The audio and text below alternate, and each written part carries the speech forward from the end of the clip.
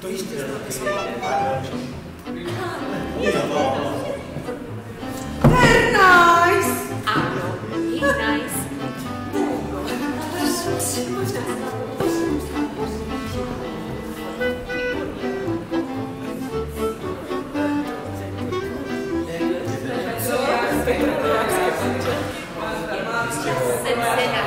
Jeden čas jsem se na to podívala divadelně.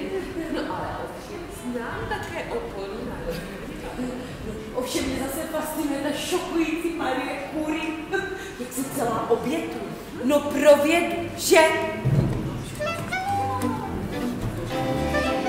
Ještě dvakrát, pane první. Některé biblické příběhy, tak například zánět Sodomy a Žádný přijel autobusem na výročí v Sacanu a šéfu nechal doma u dětí. No a to je právě to. Stočkali jste to No jo, no, není každý den posvícení. Jednou je toho víc, jednou míň, jak vám bude. Já jsem spokojená. No já taky, mě to docela baví.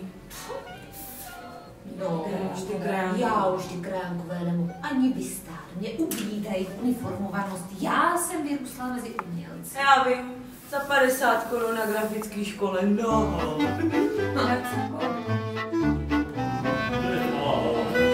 To je fakt zajímavé. Já například při svém povolání nestačím ani vařit.